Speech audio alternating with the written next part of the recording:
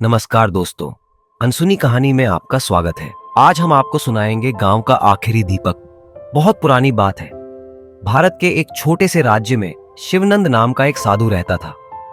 शिवनंद का जीवन सादगी और तपस्या से भरा हुआ था।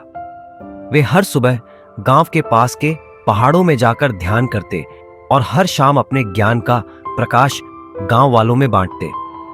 उनके पास कुछ भी नहीं था, फिर भी गांव के लोग उन्हें बहुत मानते थे और उनकी बातें सुनकर अपने जीवन में बदलाव लाने की कोशिश करते थे। एक दिन गांव में भयंकर अकाल पड़ा। फसलें सूख गईं, पानी के स्रोत खत्म होने लगे और लोगों के पास खाने के लिए अन्न का एक दाना भी नहीं बचा।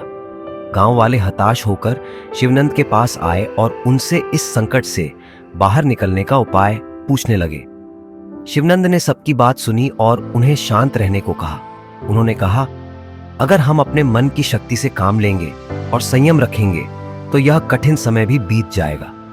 लेकिन जैसे जैसे दिन बीतते गए, स्थिति और गंभीर हो गई। लोगों की हालत खराब होती जा रही थी और कई गांव वाले निराशा में अपना गांव छोड़ने लगे। कुछ ने सोचा कि कहीं और जाकर वे अपनी जिंदगी बचा सकते हैं। ऐसे समय में भी शिवनंद ने गांव नहीं छोड़ा। उन्होंने अपने पास बचे एकमात्र दीपक को जलाए रखा और उस दीपक से गांव वालों को साहस की प्रेरणा देने का प्रयास किया। एक दिन गांव का सबसे संपन्न व्यक्ति रघुनाथ शिवनंद के पास आया और बोला, महाराज, यह दीपक अब कोई अर्थ नहीं रखता। इस दीपक से हमारी भूख नहीं मिट सकती, हमारे संकट दूर नहीं हो सकते। इससे बेहतर है कि आप भी इस गांव को छोड़ दें और हमारे साथ चलें। यहां रुककर आप अपना ही नहीं बल्कि अपना जीवन भी व्यर्थ कर रहे हैं। शिवनंद ने मुस्कुराते हुए उत्तर दिया, रघुनाथ, यह दीपक केवल रोशनी का प्रतीक नहीं है, यह हमारी आशा और विश्वास का प्रतीक है।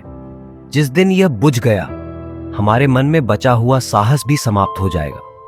रघुनाथ ने शिवनंद की बातों को सुना, लेकिन उसे समझ नहीं आया। वह निराश होकर अपने परिवार के साथ गांव छोड़कर चला गया। धीरे धीरे गांव में केवल कुछ ही लोग बचे। शिवनंद ने अपने बचा हुआ अन्न और पानी भी उन लोगों में बांट दिया और खुद एक समय का भोजन करने लगे। कुछ महीनों बाद अचानक गांव में वर्षा होने लगी। बादल गरजने लगे और देखते ही देखते सारे जलाशय भर गए। फसलें फिर से लहलहाने लगीं और पेड़ पौधों में हरियाली लौट आई।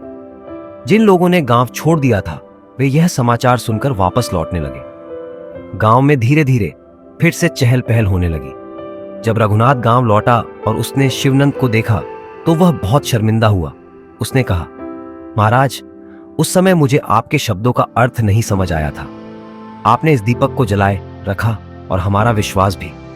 यदि आप नहीं होते तो शायद यह गांव हमेशा के लिए उजड़ जाता। शिवनंद मुस्कुराए और बोले, संकट का समय ही वह क्षण होता है जब हम अपने भीतर के दीपक को जलाए रखते हैं। जब मन में निराशा आती है तो विश्वास ही हमारा मार्गदर्शन करता है। अगर हमने अपनी आशा का दीपक बुझा दिया तो अंधकार हमारे जीवन में स्थायी हो जाएगा। उस दिन गांव वालों ने शिवनंद से यह सीखा कि सच्चा साहस कठिन समय में ही परखा जाता है।